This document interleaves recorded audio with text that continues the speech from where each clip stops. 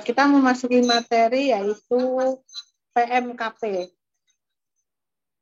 PMKP 2 itu tentang sasaran keselamatan pasien.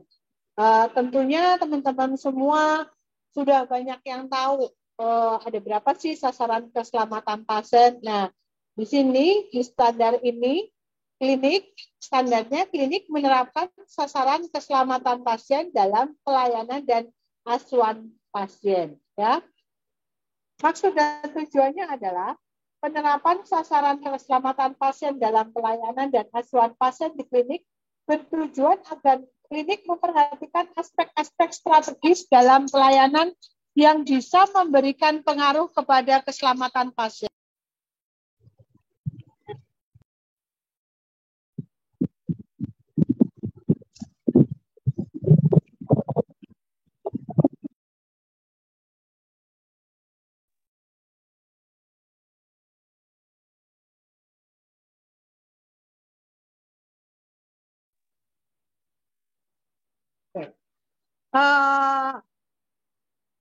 Oke. Ini adalah elemen penilaian di sasaran keselamatan pasien. Ya. Yang pertama adalah ada prosedur yang ditetapkan klinik dalam penerapan sasaran keselamatan pasien meliputi poin 1 sampai dengan 6 yang ada di maksud dan tujuannya. Poin 1 sampai 6 itu memang sasaran keselamatan pasien kan ada 6 ya. Tentunya teman-teman semua tahu apa saja tentang sasaran keselamatan pasien. Ya. Ini yang di sini diperlukan adanya regulasi ya, regulasi tentang sasaran keselamatan pasien berupa SK yang diterbitkan oleh klinik. Elemen penilaian yang kedua, tersedia bukti identifikasi pasien sebelum intervensi kepada pasien sesuai dengan kebijakan dan prosedur yang ditetapkan. Ini ada observasi dan wawancara. Kalau observasi tentunya surveyor akan membuktikan sendiri nih bahwa benar nggak sih bahwa klinik ini menerapkan sasaran keselamatan pasien, serta kita akan mewawancarai nanya pasien. Misalkan apakah pasien yang sudah tua didahulukan ataupun apakah di sini menyediakan kursi roda untuk pasien-pasien disabilitas, seperti itu, misalkan seperti itu. Nomor 3, elemen penilaian ketiga yaitu tersedia bukti pelaksanaan komunikasi efektif yang didokumentasikan di rekam medis pasien. Ya, ini adalah dokumen. Ya, sebenarnya rekam medis ini benar-benar vital karena semuanya harus tercatat di rekam medis. Ya. Surveyor itu mestinya bisa melihat dari rekam medis aja sebenarnya sudah terlihat bahwa klinik ini melaksanakan semua kegiatan atau tidak dari awal. Ya, misalkan pencatatan dari awal identitas pasien. Mungkin di situ ditulis tahun, padahal umur itu dengan tahun, padahal umur mestinya dengan tanggal lahir. Ya. Yang keempat, tersedia bukti pengelolaan keamanan obat yang perlu diwaspadai. Ini di sini penilaiannya dengan metode observasi.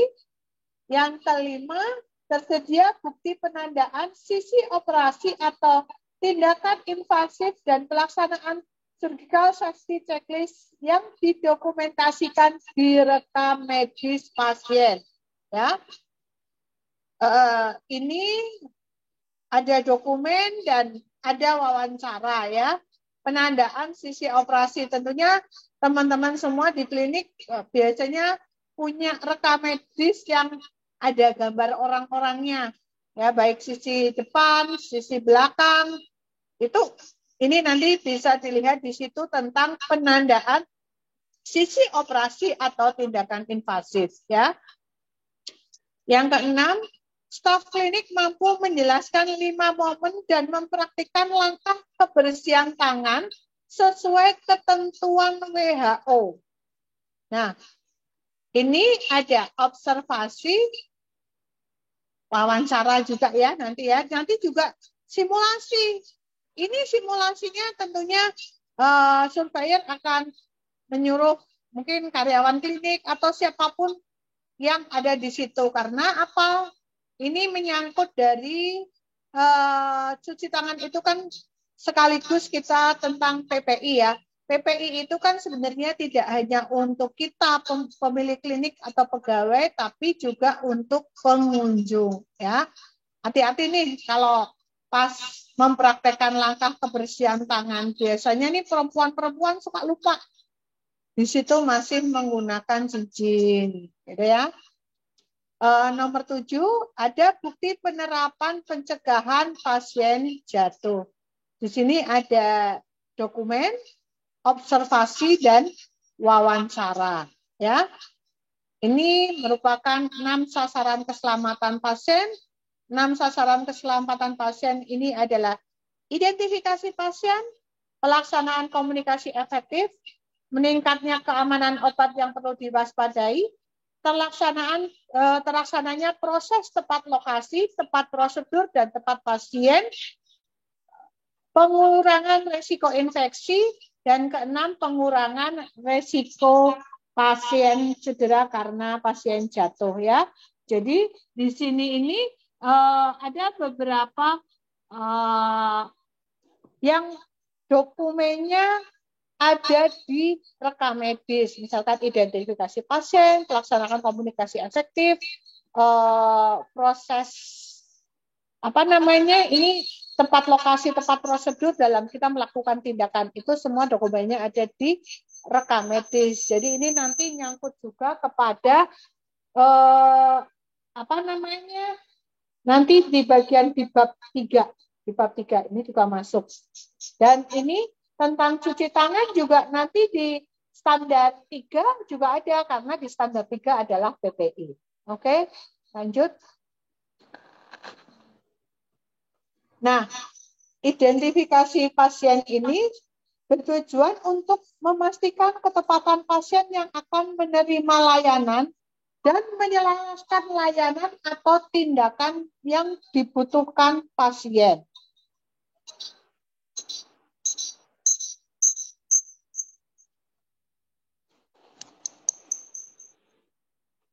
Identifikasi pasien terserah klinik mau seperti apa, ketetapannya mau seperti apa. Bisa nama pasien, nomor rekam medik, tanggal lahir, nomor NIK. Tapi kalau sekarang ini rasa-rasanya semua arsip itu memerlukan NIK ya, karena NIK itu connect kemana-mana ya. Jadi sekarang misalkan pasien datang klinik yang bekerja sama dengan BPJS nih, kita cari ini peserta kita atau bukan. Sementara cuma memasukkan NIK aja sekarang bisa memanggil tanpa adanya kartu BPJS-nya ya. Jadi ini nanti minimal dengan 2 ya, identifikasi pasien. Oke, lanjut.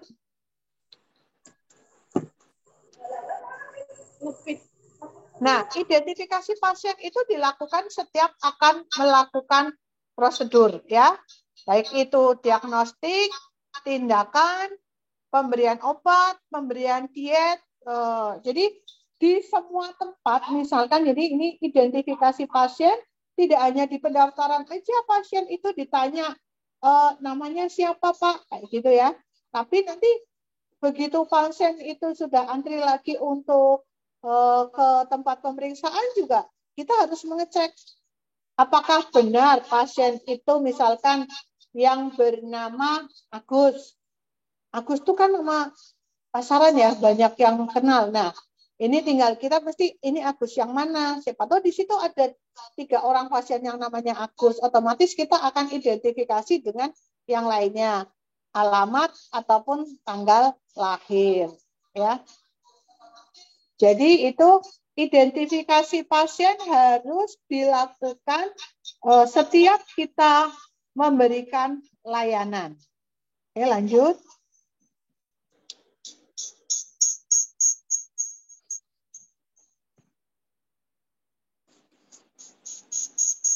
Nah, pelaksanaan komunikasi yang efektif. Komunikasi yang tepat itu adalah tepat waktu, akurat, lengkap, tidak membingungkan, dipahami oleh pihak yang melakukan komunikasi. Ya, lanjut.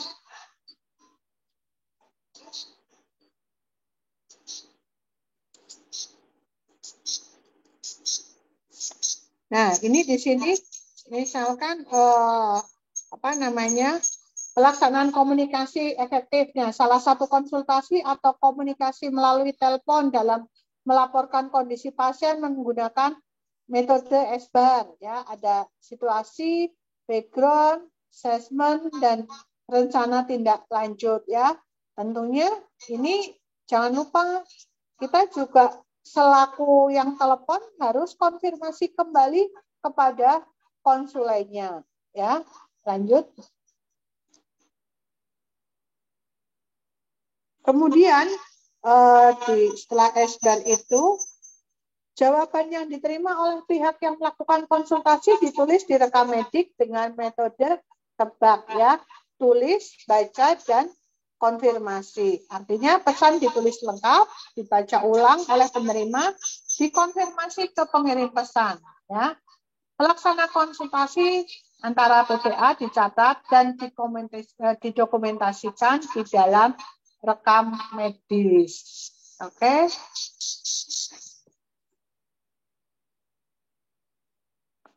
Ini meningkatnya keamanan obat yang perlu diwaspadai atau high alert medication, yaitu penggunaan obat-obat,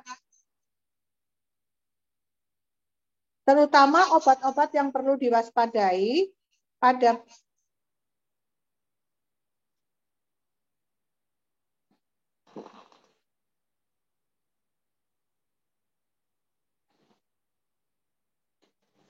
yang perlu diwaspadai pada pasien dan perlu dikelola dengan baik, ya. Ini juga nanti di bab selanjutnya ada di farmasi juga ada ini, ya.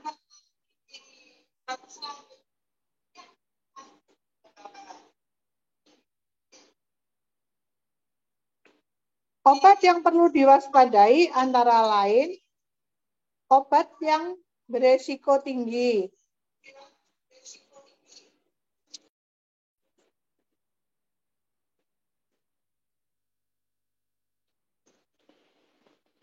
yaitu obat yang bila terjadi kesalahan dapat menimbulkan kematian, kecacatan seperti insulin, heparin, atau kemoterapi. Ya, obat yang terlihat sama, look alike, sound alike, ya, bisa sama nama, kemasan, label, atau penggunaan klinisnya.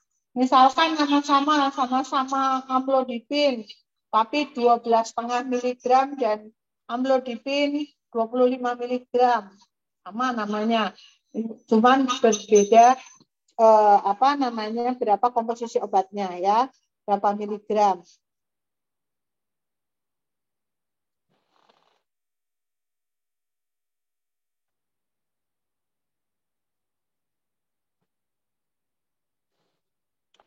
Ya. Klinik menerapkan prosedur penggunaan keamanan obat berupa pembuatan daftar obat berisiko tinggi, penandaan atau pelabelan obat atau cairan konsentrat yang berisiko tinggi dengan label merah yang bertuliskan high alert. Ya. Penempatan obat yang memiliki bentuk dan ucapan yang terlihat atau terdengar serupa secara khusus dapat diberi stiker atau pelabelan sebagai tanda.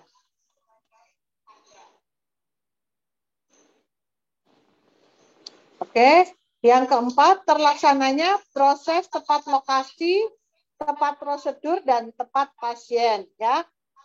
Nah, ini juga berlaku lagi di sini. Tentunya kita akan melakukan identifikasi pasien, meskipun mungkin pasien pertama saat mau tindakan saat mau tindakan sudah ditanyain, sudah masuk ruang tindakan, sudah ditanyain nama dan sebagainya.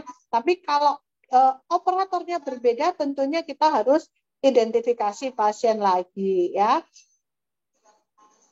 Oke, ini di sini klinik juga harus menetapkan prosedur yang seragam untuk pemberian tanda di tempat operasi. Mungkin kalau klinik tidak sampai operasi ya, biasanya mungkin tempat-tempat tindakan untuk melakukan tindakan ya.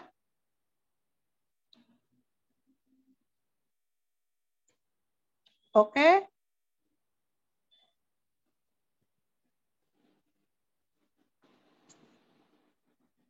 Fase check-in,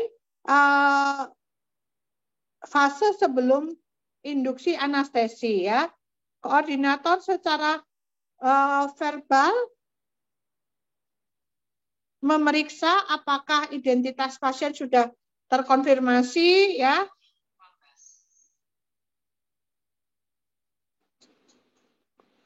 Prosedur dari sisi operasi ya, itu juga harus jelas. Persetujuan operasi ya, apakah kita oximeter puls berfungsi dengan baik ya. Tentunya persetujuan operasi ini juga ataupun persetujuan tindakan lah. Ini harus selalu ada ya. Sebelum kita melakukan tindakan, tentunya persetujuan melakukan tindakan harus sudah dilakukan terlebih dahulu. Oke.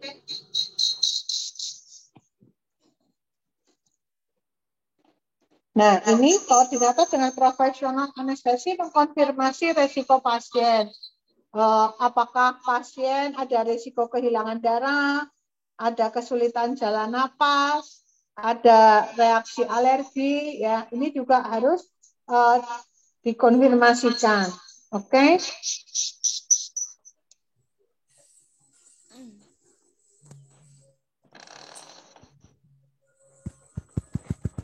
Kemudian fase time out, fase setiap anggota tim operasi memperkenalkan diri dari peran masing-masing ya. Ini mungkin kalau di klinik tidak sampai seperti ini, tetapi kalau tindakan mungkin ada pasien kecelakaan, perlu heading, ini kita harus memperkenalkan diri masing-masing kepada pasiennya. Mungkin yang anestesi beda sama operatornya, perawatnya yang mempersiapkan, dokternya yang melakukan tindakan, nanti masing-masing harus memperkenalkan diri ya.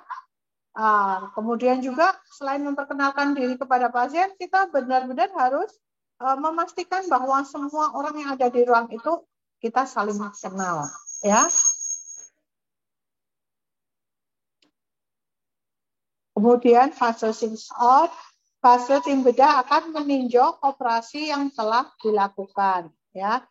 Langkah akhir yang dilakukan tim bedah adalah rencana kunci dan memusatkan perhatian pada manajemen pos operasi serta pemulihan sebelum memindahkan pasien dari kamar operasi. Oke, ini mungkin kalau di klinik ya, langkah-langkah ini jadi kita harus melakukan setelah operasi itu kelengkapannya kita harus dicek apakah kelengkapan semuanya, kelengkapan spons, kebutuhan improvement. Tapi kalau di klinik paling-paling itu kita adalah tindakan. Jadi nanti setelah dilakukan operasi, setelah dilakukan tindakan, misalkan heading nih, heading itu harus dicatat dengan lengkap, ya. Jadi mungkin teman-teman dokter kembali lagi kepada zaman koas dahulu ya.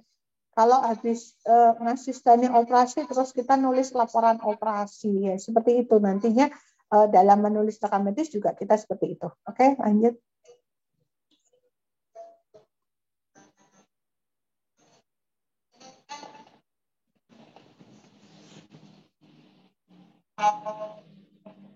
Nah, selanjutnya adalah pengurangan resiko infeksi ya. Pengurangan resiko. Nah, selanjutnya pengurangan resiko ini klinik menetapkan prosedur cuci tangan berpedoman pada WHO yaitu 6 langkah dan 5 momen. Ya, publikasi secara jelas langkah-langkah dan saat harus dilakukan kebersihan tangan atau hand hygiene menjadi penting bagi pengunjung, pasien, dan staf klinik. Ya, pemberian pelatihan cuci tangan yang benar pada staf, pasien, dan pengunjung menjadi salah satu program kerja upaya pengurangan resiko infeksi di klinik. Ya, bisa saja mungkin ini kepada pasien ataupun pengunjung saat mereka menunggu kita akan melakukan pelatihan pemberian cuci tangan, dikasih tahu, ataupun di situ kita punya TV yang kita dengan visual nanti diberikan informasi semuanya, tidak hanya tentang pemberian cuci tangan, tetapi bisa aja jenis-jenis layanan yang ada di klinik. Ya, oke, lanjut.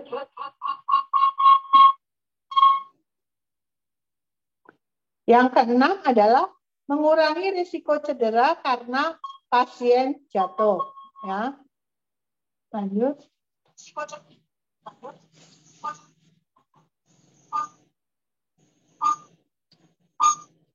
Nah, di sini klinik menetapkan prosedur untuk mengurangi risiko jatuh selama proses pelayanan dan asuhan. Ya, ini tidak hanya SOP, tetapi juga nanti di klinik juga ada, pasti kita sebagai surveyor nanti pasti akan melihat-lihat apakah klinik sudah menerapkan bangunan klinik sudah sesuai seperti ini atau belum.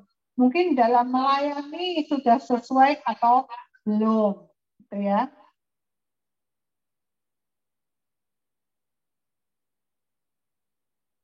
Misalkan di tangga dipasang handle ya. Beberapa kondisi yang dapat menyebabkan pasien jatuh antara lain kondisi pasien, gangguan fungsional pasien, lokasi atau situasi klinik, riwayat jatuh pasien, konsumsi obat tertentu, konsumsi alkohol. Jadi memang tidak mutlak karena kondisi klinik, bisa saja pasien mabuk jatuh di klinik karena nggak ngerti nubruk-nubruk di situ ya. Tetapi kalau sarana prasarana bangunan klinik misalkan ada tangga di situ, ada tangga tetapi tidak diberi pegangan, nah itu perlu diberi handle ya. Oke, lanjut.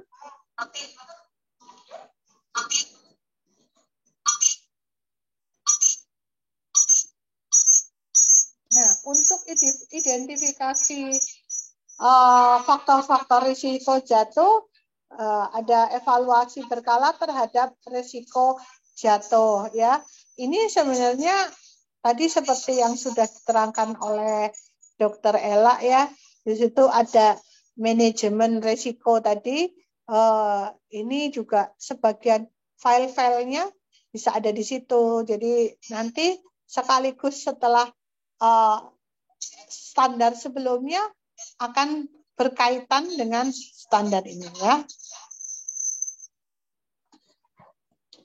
SOP tadi Dr. Ella itu kan menerangkan bahwa SOP yang perlu diperbaiki tentang FMEA. Nah, ini bisa juga dari ini supaya untuk mengurangi resiko jatuh. Oh, SOP tentang pengurangan resiko jatuh masih belum benar mau di FMEA. Boleh itu. Oke, lanjut.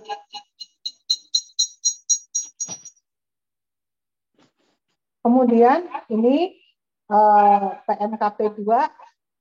Sekarang kita lanjut kepada PMKP 3, yaitu pencegahan dan pengendalian infeksi atau PPI ya.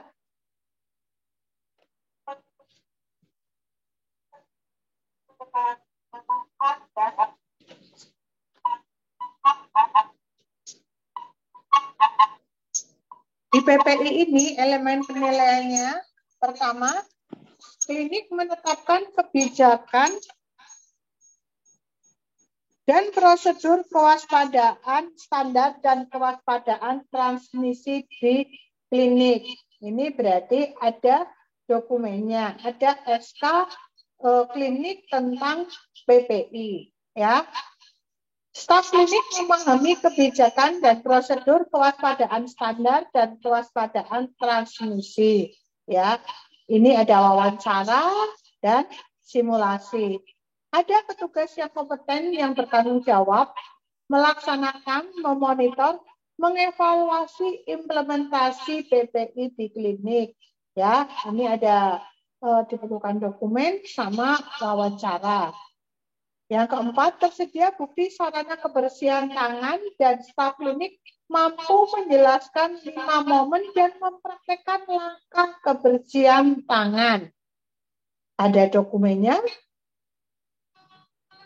ada observasi dan ada wawancara. Tadi di standar 2 itu kan juga ada tuh tentang cuci tangan. Nanti bagaimana klinik memasang sarana gambar-gambar untuk bagaimana cara cuci tangan yang benar. Ya. Kemudian yang kelima, tersedia bukti staf klinik memahami dan mempraktekkan penggunaan APD sesuai standar PPI. Ya, di sini ada dokumentasi dan observasi. Ya. Yang keenam, tersedia bukti pelaksanaan dekontaminasi dan sterilisasi peralatan perawatan pasien sesuai dengan standar PPI. Ada dokumentasi dan ada observasi. Terus yang ketujuh, tersedia bukti pengelolaan limbah sesuai dengan standar PPI. Ada dokumentasi, ada observasi, ya. Ini limbah baik limbah medis maupun limbah non medis. Limbah medis ada limbah padat dan ada limbah cair, ya. Bagaimana pengelolaan limbahnya? Yang kedelapan, tersedia bukti penata laksanaan linen sesuai dengan standar PPI. Okay.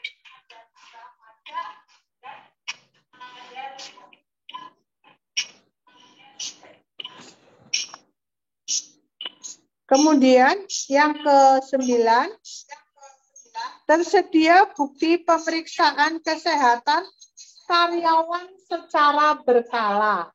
Ya, ada dokumentasi dan ada observasi. Jadi karyawan di klinik pun perlu diperiksa secara berkala. Tidak hanya dokternya yang periksa secara berkala, tetapi semua karyawan juga perlu diperiksa kesehatannya, ya. 10, tersedia bukti penerapan etika batuk dan bersin. Ada dokumentasi, ada observasi. Yang ke-11, tersedia bukti pelaksanaan praktek menyuntik yang aman. Ada dokumentasi dan ada observasi. 12, tersedia bukti pelaksanaan praktek global fungsi yang aman. Jika ada di klinik utama. Jadi kalau kliniknya klinik Pratama tentunya nggak pernah sampai global fungsi, ya. Ada dokumentasi dan ada observasi. Lanjut.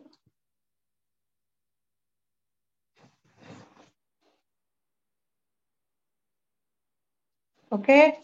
Nah, ini sebenarnya di klinik itu penerapan PPI di klinik hanya pada kewaspadaan isolasi, ya. Kewaspadaan isolasi itu ada 2. Lapis pertama adalah kewaspadaan standar. Lapis kedua ada kewaspadaan transmisi, ya. Kewaspadaan standar itu seperti EP yang tadi sudah ada kebersihan tangan, ada penggunaan APD, ada pemrosesan alat, ada penanganan linen, ada pengendalian lingkungan, ada penanganan limbah, perlindungan kesehatan karyawan, penempatan pasien, etika batuk, penyuntikan yang aman, ya. Jadi ini serta praktek global fungsi, tetapi tentunya di klinik yang klinik rawat jalan ataupun klinik Pratama itu pasti tidak ada, tidak akan ada, ya. Nah, sebenarnya kewaspadaan cuma dua ini, kewaspadaan standar dan kewaspadaan transmisi. Cuma memang kewaspadaan standarnya banyak banget ya. Tetapi meskipun banyak, ini kan ada beberapa yang juga sudah masuk ke standar-standar sebelumnya. Ya. Oke, lapis kedua yaitu kewaspadaan berdasarkan transmisi, ada kontak, droplet, dan airborne. Ya. Apabila transmisi dengan kontak, maka tempatkan pasien tersendiri bila memungkinkan atau cohorting, pakai APD, sarung tangan, dan gaun. Kalau transmisinya berupa droplet, tempatkan pasien tersendiri bila memungkinkan atau cohorting, menggunakan APD masker bedah, menggunakan pelindung mata. Ya. Pelindung kepala juga bisa digunakan, ya. Untuk transmisi airborne, ini tempatkan pasien bila tersendiri bila memungkinkan, pakai APD masker N95 jika melakukan tindakan yang menghasilkan aerosol. Pasien pakai masker bedah jika masih batuk. Jadi ya, untuk teman-teman semuanya ini perhatikan di sini tentang penggunaan APD. Penggunaan APD ini tidak ada level-level ya. Kalau dulu ada level 1, level 2, level 3, tetapi sebenarnya penggunaan APD itu slide sebelumnya, Pak. Penggunaan APD itu berdasarkan transmisinya, berdasarkan paparannya, tidak berdasarkan level. Mungkin kalau awal-awal dulu, zaman awal-awal COVID, kita ketakutan ya selalu pakai N95, masker N95. Padahal masker N95 itu hanya digunakan untuk saat kita melakukan tindakan yang menghasilkan aerosol. Kalau kita ada pasien KLL biasa hanya menjahit luka, ya tidak perlu menggunakan masker N95. Yang perlu adalah sarung tangan, ya, itu ya. Jadi lihat transmisinya. Terus lagi yang perlu diingat memang bagaimana cara mencuci tangan, ya. Di PPI ini biasanya teman-teman cuci tangannya ini yang perlu diperhatikan ya semuanya. Mungkin bisa dipraktekkan tentang cuci tangan. Jadi 6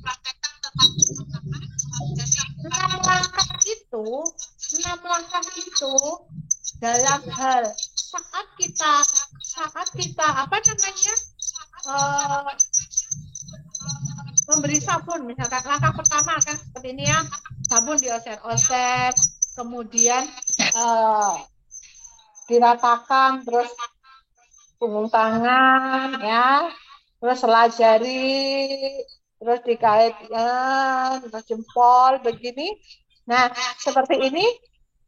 Terus setelah selesai, kita dengan air mengalir pun langkahnya mestinya sama. Jadi langkahnya sama seperti saat menggunakan sabun, ya, seperti itu. Ingatkan teman-teman semua, di situ biasanya kesalahannya. Ini bisa dipraktekkan teman-teman dalam sama teman-teman untuk keseharian. Mungkin tidak hanya di klinik, tapi bisa mungkin pas makan di warung dan sebagainya. Ya bodo amat lah. Mungkin ada yang ngantri di belakang kita, tapi memang sebenarnya yang betul seperti itu. Gitu ya. Mungkin itu dari saya. Baik, terima kasih pada Dr. Jenti yang sudah menyampaikan materi langsung 2 sesi standar 2 maupun standar 3 di BMKP. Dan ini sepertinya juga banyak sekali yang sudah mengajukan pertanyaan-pertanyaan. Ya. Sekarang Ini kita untuk lanjut tanya jawab yang banyak. Ayo. seksi kedua, yaitu seksi diskusi. Pertanyaan yang pertama ini dari Dr. Gigi Asri yang menanyakan penandaan tempat operasi jika kasus gigi dilakukan di sisi mana? Ya, ini pertanyaan yang cukup. Ini Dr. Senti? Ini untuk gigi ya. Gigi tentunya ada odontogram, ya kan? Ada odontogram. Jadi tetap itu nanti misalkan odontogram itu harus diisi dengan baik. Jangan terlewatkan, ya. Jadi nantinya kan di situ odontogramnya pasti kan akan berubah. Misalkan setelah operasi, setelah dilakukan cabut, ya, pastinya odontogramnya akan berubah di situ. Jadi kalau untuk gigi terutama itu di odontogram, ya, mungkin itu.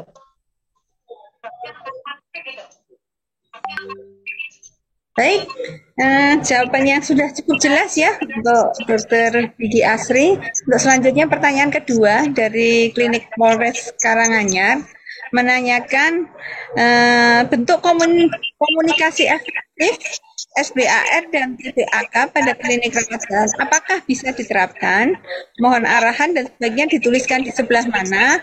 Karena rekam medis kami menggunakan format SOAP dan tidak menggunakan CPPT karena klinik rawat jalan, sehingga agak kesulitan menuliskan SBAR dan TBAK.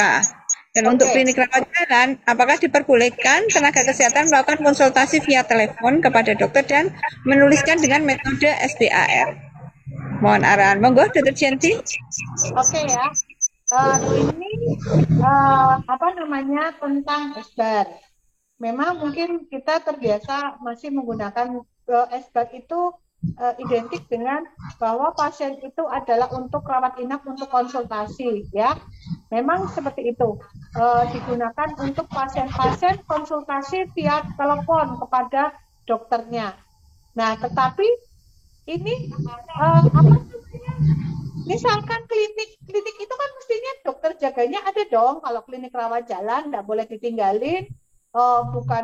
Bukan yang praktek perawatnya terus konsultasi kepada dokternya, bukan seperti itu. Jadi bukan perawatnya konsultasi kepada dokternya seperti itu kan, enggak, tidak seperti itu. Tetapi memang kalau dirawat jalan menggunakan SOAP, nah di situ ditulis SOAP-nya harus tertulis dengan lengkap. SOAP-nya harus tertulis dengan lengkap. S-nya apa, O-nya apa, A-nya apa, dan P-nya apa. Di dalam P itu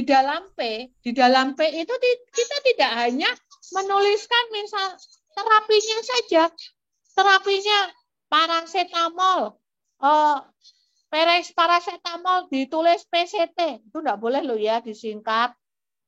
CTM, tulis CTM, Dexa, tulis Dexa gitu aja, bukan dexamethasone. Mestinya ditulis secara lengkap. Jadi di dalam P, selain kita menulis terapi, kita juga menuliskan edukasi. Jadi kalau kita melakukan edukasi kepada pasien, tolong juga dicatat. Ya nggak mungkin ya semua omongan kita dicatat, tapi setidaknya ada catatan-catatan.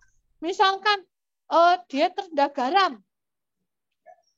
kurangin makanan berlemak. Nah, di situ mestinya tertulis, ya.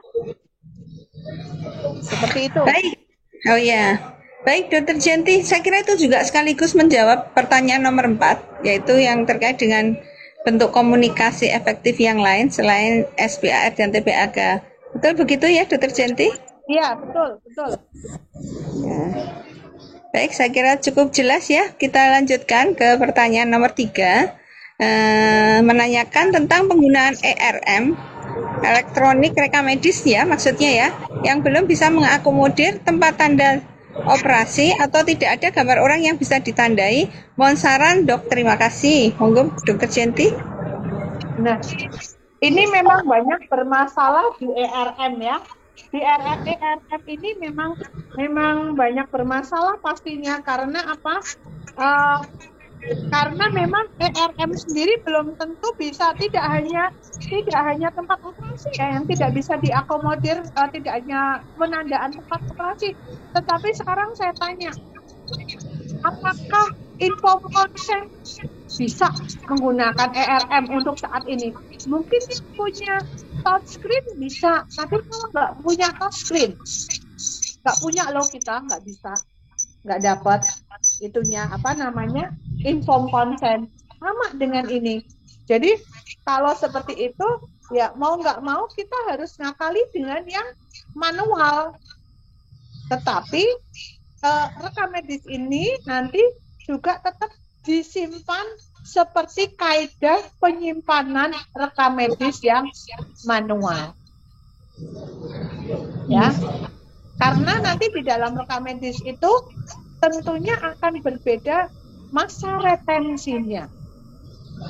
Mana yang memang masa retensinya bisa 2 tahun, bisa 5 tahun, harus 10 tahun, itu masing-masing nanti masih ada. Jadi tetap kalau tidak bisa dilakukan menggunakan ERM, berarti kita harus menggunakan manual. Ya, mungkin itu.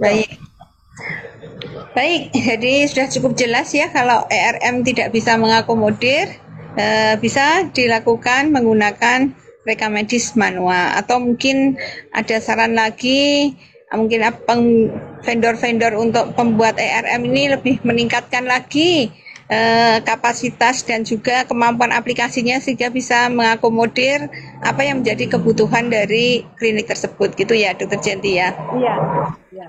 Ya. Selanjutnya pertanyaan nomor 5. Izin bertanya, jika klinik kami rawat jalan sudah menggunakan elektronik, bagaimana ya? Apakah tetap harus ada SBR dan TBAK? Saya kira tadi udah dijawab ya, sama dengan komunikasi efektif tadi nggih? Nggih, sudah dijawab. Kemudian untuk selanjutnya ada pertanyaan untuk komunikasi efektif pada klinik rawat jalan, apakah juga memakai, ini juga sama ya? Sudah. Sama. Kemudian ini, apa yang dimaksud dengan penanganan linen sesuai PPI untuk klinik rawat jalan? Monggo Dr. Jenti. Kalau penanganan linen ya, karena memang yang ada di otak kita, linen itu kan pasti kan ada spray, ada selimut, ada segala macam ubur rampenya ya, sarung bantal, baju dan sebagainya. Itu kan masuk ke dalam linen ya, seperti di rumah sakit ataupun rawat inap. Tetapi ada loh klinik-klinik rawat jalan, statusnya rawat jalan, tapi menerima persalinan, ya kan? Nah, kalau untuk rawat jalan yang perlu diperhatikan adalah contoh gaun, terus spray, tempat pemeriksaan pasien kalau ada spraynya itu juga harus diperhatikan. Itu kan termasuk linen, ya. Jadi mungkin kalau dirawat jalan cuma itu, kalau dirawat inap pasti akan lebih banyak lagi, akan besar ya. Nah, penanganan linennya juga harus sesuai PPI. Misalkan meskipun klinik rawat jalan di IGD kita ada pasien tiba-tiba spraynya kena darah. Nah, berarti darah ini kan infeksius. Kita perlakukan pencucian dengan pencucian yang barang yang infeksius, gitu ya. Ini tuh. Baik, saya kira sudah cukup jelas ya. PPI untuk klinik rawat jalan untuk penanganan linen masih tetap harus dilaksanakan karena tetap ada bahan-bahan linen yang dipergunakan untuk pelayanan rawat jalan. Untuk selanjutnya, ini ada pertanyaan terkait dengan MCU karyawan di klinik rawat jalan. Biasanya apa yang digunakan?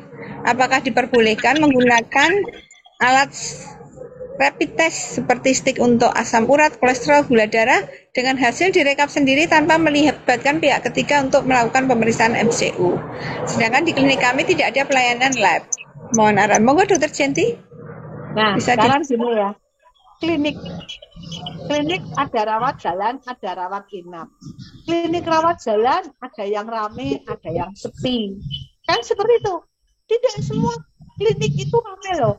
Ada yang minimalis, ada yang bisa pelayanan yang secara maksimal. Mungkin tadi seperti kliniknya dokter Ita, kliniknya dokter Iskandar, dokter Husen, kliniknya gede, bagus, pasiennya banyak. Tapi kan tidak semua klinik mungkin seperti itu. Jadi yang terpenting adalah intinya sudah dilakukan pemeriksaan.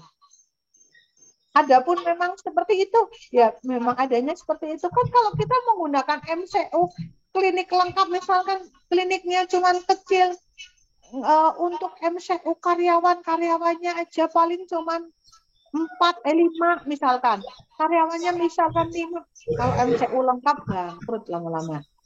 Tapi setidaknya kita sudah melakukan MCU minimalis pasti akan mengerti lah. Nggak mungkin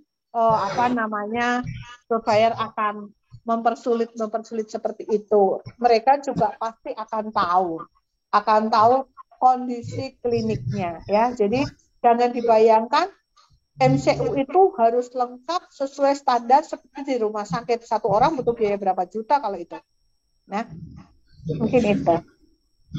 Baik, jadi untuk klinik-klinik rawat jalan mungkin bisa dimodifikasi ya Dokter Jenti ya. Yes.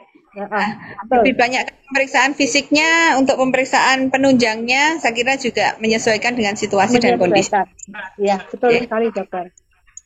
Baik, untuk selanjutnya ada pertanyaan dari Dr. Ani Rahmadani terkait dengan apabila keterbatasan tempat, apakah dibolehkan ruang cuci alat menjadi satu dengan sterilisasi dengan autoklav di satu tempat yang luasnya hanya 2 kali 1 meter, lalu baru dipindah ke tempat penyimpanan di ruangan lain. Monggo Dr. Jenti, silakan dijawab. Mungkin cuci alat ya, kalau alatnya memungkinkan, itu kan kalau memungkinkan ya. Kalau memungkinkan pasti kita akan semuanya akan sendiri-sendiri. Tapi kalau tidak memungkinkan, misalkan kliniknya nyewa di ruko, banyak loh klinik sewa-sewa di ruko yang adanya cuma seperti itu. Yang penting bagaimana cara cuci alatnya itu sterilnya benar. Setelah steril itu ditempatkan di tempat yang benar. Itu saja. Mau ruangannya berapa, lawang adanya seperti itu memang mau dipaksakan. Suruh bangun. Yang penting kan kaidahnya. Syukur kalau klinik sudah mempunyai perencanaan, master plan. Oh iya, ini mohon maaf, ini ruangan saya masih seperti ini, tapi di dalam perencanaan klinik sudah ada perencanaan untuk perluasan klinik. Nah, itu juga nggak apa-apa. Yang penting kaidahnya bahwa cara cuci alatnya benar, disterilisasi, kemudian disimpan di tempat yang benar. Itu aja.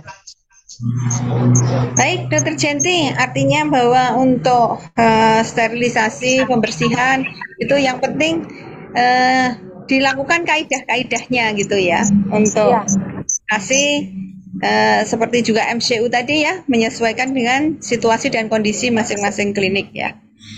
Baik, untuk selanjutnya ada pertanyaan tentang pemeriksaan fisik. Pada waktu inspeksi palpasi, perkusi, auskultasi, apakah harus pakai sarung tangan atau cukup cuci tangan sebelum dan sesudahnya? Monggo Dokter Jenti. Oke, ini kembali lagi tadi di dalam PPI sudah saya terangkan. Penggunaan APD berdasarkan transmisi dan paparannya. Ya. Berdasarkan transmisi dan paparannya. Kalau cuma seperti itu, kita hanya palpasi apakah kita terpapar. Ya kan? Ya kan? Kecuali kalau kita sudah anamnesa pasiennya tahu bahwa pasiennya itu punya hepatitis, lagi sakit hepatitis ya, otomatis kita mungkin akan sedikit berbeda ya perlakuannya ya. Tetapi kalau cuma sekedar pemeriksaan seperti itu, ya kalau punya sarung tangan banyak nggak apa-apa, silakan. Tetapi bukan kita menggunakan sarung tangan setelah memeriksa pasien, kita pakai hand rub, terus habis itu buat memeriksa lagi. Nggak boleh. Sarung tangan, saat kita menggunakan sarung tangan, tidak boleh menggunakan hand rub. Jadi, setelah kita selesai satu pasien, maka sarung tangan harus dibuka dan ganti. Gitu ya. Kemudian, ini juga biasanya dalam penyuntikan. Contohnya vaksinasi. Di mana sih? Apakah itu masuk dalam kontak, droplet, ataupun airborne? Enggak kan?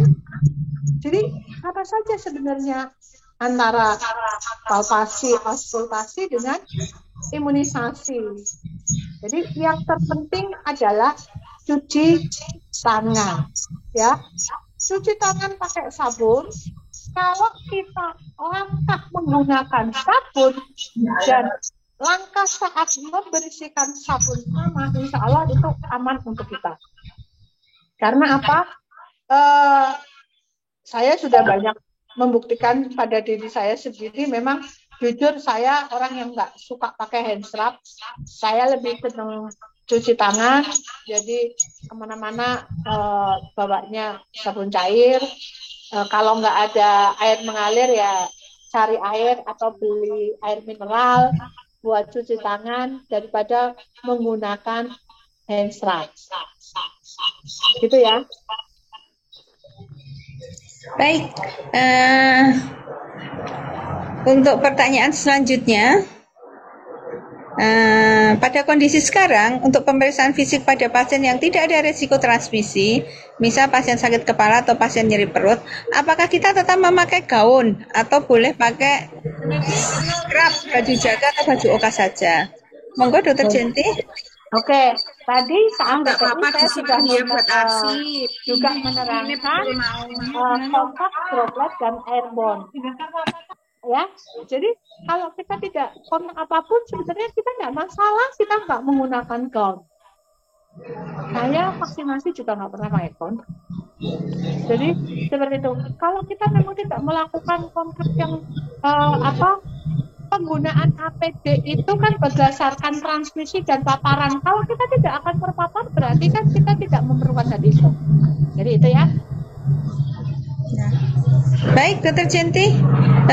Untuk selanjutnya ada pertanyaan dari DPN dan klinik rawat jalan yang tidak memiliki autoklav karena tindakannya menggunakan alat-alat medis sangat minim. Apakah untuk sterilisasi bisa digantikan oleh sterilisasi kering yang lebih familiar dan terjangkau, atau menggunakan cara apa sebaiknya? Monggo, Dokter Jenti, bisa dijawab. Ya, misalkan tidak ada, kita bisa menggunakan cara jadul.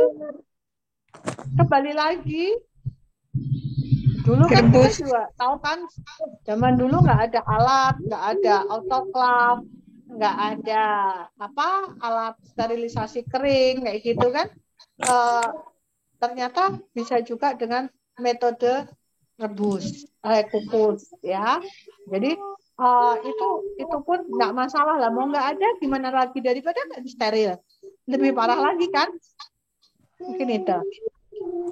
Baik, jadi bisa dimodifikasi ya, Dokter Jenti, sesuai dengan situasi dan kondisi klinik. Kalau dengan sterilisasi kering tadi bagaimana, Dokter Jenti? Nah, kalau dengan sterilisasi kering, sterilisasinya kayak apa? Itu memang sterilisasi kering atau tempat menyimpan alat setelah disteril. Kadang kita salah persepsi bahwa ini sterilisasi kering. Nanti tinggal ditanyain tuh, mungkin iseng-iseng, udah dilakukan pemeriksaan mikrobanya belum? Nah, dapat lagi. Kadang-kadang kita sering salah mengartikan itu tempat penyimpanan kering setelah alat disteril atau tempat sterilisasi kering. Gitu. Baik. Jangan sampai salah. Ya, baik, mungkin perlu ini ya, ada bukti dan fakta dari alat-alat sterilisator yang ada sekarang ini, apakah sudah memenuhi persyaratan standar sterilisasi atau hanya sekedar penyimpanan untuk alat-alat yang sudah disterilkan. Baik, untuk selanjutnya ada pertanyaan. Untuk klinik yang pelayanan obatnya MOU dengan apotek, apa saja yang perlu dipersiapkan? Saya ini bukan ranahnya Dokter Jenti ya. Ini nah, mungkin tadi karena ada itu obat kan ada tadi di standar 2. Oh ya. Mungkin menanyakan itu karena maksudnya karena tadi di standar 2 juga sasaran keselamatan pasien kan ada tentang obat ya. Jadi kalau MOU-nya ya sudah, yang penting sudah ada MOU dengan apoteknya. Jadi untuk standar-standar MOU-nya. Jadi kalau untuk klinik yang melakukan MOU tidak memberikan pelayanan apotek di kliniknya, itu cukup dituliskan atau dijabarkan di MOU-nya terkait dengan keselamatan pasien tadi ya, yang terkait dengan obat. Baik, pertanyaan terakhir ini yaitu pada standar PPI terdapat bukti pelaksanaan bandless. Untuk dokumentasinya seperti apa? Monggo Dr. Jenti bisa dijelaskan. Kalau bandless ini kalau di klinik kayaknya di klinik tidak ada. Ini masuknya ke rumah sakit. Saya rasa seperti lumbar fungsi bandless untuk rawat jalan sangat tidak mungkin lah di klinik. Baik, artinya kita lewatkan saja ya. Kita lewatkan saja. Ini masih ada lagi pertanyaan tapi belum tertulis. Lanjut aja. Yaitu pertanyaan dari salah satu klinik PST 023, bagaimana cara uji mikroba untuk sterilisasi kering? Jadi masih lanjut tadi yang itu ujinya sterilisasi kering. Tentunya ke laboratorium. Ya, mestinya dengan kultur ya, mungkin kultur di laboratorium biasanya mikroba ya. Untuk itu penuh mikroba. Jadi tetap di kultur dibawa ke laboratorium untuk peralatan medis. Ya, mungkin dengan dibawa ke lab mikrobiologi ya untuk dilakukan kultur sehingga bisa dicek. Kan tidak setiap laboratorium bisa pemeriksaan itu juga. Ya. Baik, saya kira ini mungkin perlu tindak lanjut yang lebih mendalam lagi untuk uji mikroba sterilisasi kering ya. Mungkin bisa dilaksanakan oleh pihak-pihak yang lebih berwenang lagi ya, bukan kewenangannya untuk klinik untuk melaksanakan uji petik seperti itu. Ya. Baik, untuk pertanyaan yang barangkali ini pertanyaan terakhir ya. Yang menanyakan untuk ruang tunggu pasien risiko transmisi dan tidak perlu dipisah atau tidak ya dok, itu monggo Dokter Jenti. Nah ini kembali lagi, kalau bisa memisahkan ya monggo, kalau memang punya fasilitas silakan, kalau tidak berarti kita harus bisa pinter-pinternya memilah ya. Misalkan pasien batuk nih, pasien batuk atau pasien TB. Kalau kita tidak memungkinkan punya alat untuk memisahkan, di situ tidak punya tempat untuk memisahkan, bagaimana kita caranya? Ya, paling tidak pasien itu didahulukan untuk lebih cepat terlayani sehingga tidak menunggu lama di situ. Gitu. Jadi dia diperlakukan khusus saja. Kalau memang tidak mempunyai tempat khusus, kita bisa memperlakukan secara khusus. Ya. Gitu. Baik. Jadi bukan diatur tempatnya, tapi dimodifikasi, diatur waktu pelayanannya ya Dokter Jenti. Baik, ternyata masih ada pertanyaan lagi, yaitu klinik dengan pelayanan gigi, apakah harus memiliki autoklaf untuk sterilisasi?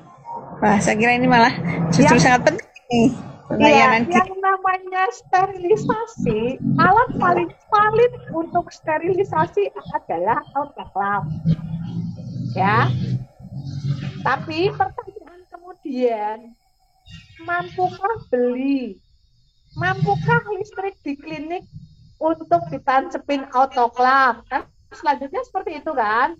Pasti ada atau tidak? Karena saya yakin tidak semua klinik memiliki autoklaf. Kalau pelayanan gigi tuh, zaman dulu pelayanan gigi itu, kalau saya lihat, kebetulan saya di puskesmas ya, zaman dulu kan ada apa namanya yang kecil-kecil buat steril itu rata-rata di tempat gigi itu ada. Jadi khusus alat-alat gigi dia punya di ruangan sendiri yang menggunakan listrik gitu, yang tinggal dicolokin di situ.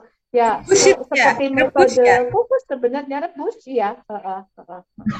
Jadi seperti itu. Pokoknya intinya sterilisasi itu harus dilaksanakan. Bisa punya autoklaf, yo alhamdulillah 10. Gini loh, kita itu akreditasi itu kan penilaiannya kan 0, 5, 10. Tidak mutlak harus 10. Kalau sempurna 10. Kalau tidak sempurna 5. Kalau tidak ada sama sekali 0. Daripada kita dapat 0 kan lebih baik kita dapat 5. Ya kan? Seperti itu. Jadi konsepnya yang penting teman-teman memahami kaidahnya. Jadi seperti itu. Baik, ya, baik Dokter Jenti, saya kira apa yang dijelaskan oleh Dokter Jenti sangat mencerahkan bagi rekan-rekan semuanya peserta workshop pada hari ini. Kemudian untuk selanjutnya, saya kira sudah tidak ada pertanyaan lagi. Ini PST 160 itu belum ada yang tertulis. Baik, saya kira sudah cukup banyak apa yang kita dapat pada sore hari ini, dan alhamdulillah kita tidak melewati batas waktu yang sudah ditetapkan oleh panitia. Dan saya berterima kasih sekali pada Dokter Jenti yang sudah membagikan ilmu pada kita semua. Dan bisa saya simpulkan bahwa pada sesi keempat ini, untuk standar penerapan sasaran keselamatan pasien dan juga pencegahan pengendalian infeksi klinik, ini memang sangat perlu harus dilaksanakan di semua pemberi pelayanan baik klinik maupun dokter praktek mandiri serta puskesmas. Walaupun untuk pelaksanaannya itu menyesuaikan dengan situasi dan kondisi, yang penting dilaksanakan adalah standar-standar dilaksanakan, namun dimodifikasi sesuai situasi dan kondisi serta kemampuan dari masing-masing pemberi pelayanan. Saya kira itu kesimpulan dari sesi keempat pada sore hari ini. Barangkali dari Dokter Jenti ada yang akan disampaikan lagi, kami persilahkan. Oke, mungkin saya hanya mengingatkan teman-teman semuanya bahwa kebetulan saya menyampaikan materi PPI dan keselamatan pasien ya. Ingat teman-teman semuanya yang harus kita jaga tadi, bahwa di dalam PPI sehari-hari kita menggunakan APD itu berdasarkan transmisinya ya. Jadi yang terpenting kita harus ingat, yang harus selalu dilindungi adalah mulut, hidung, dan mata. Ya, karena memang ini yang berpotensi sekali untuk penularan, terutama penyakit yang sedang tren saat ini ya, lewatnya mulut, hidung, dan mata. Kalau kita ingat itu, berarti kita harus selalu waspada, cuci tangan, supaya terhindar dari penyakit. Mungkin itu. Baik, Dokter Jenti, terima kasih sekali atas ilmu yang sudah diberikan pada kita. Dan karena waktu juga, ini sudah selesai untuk sesi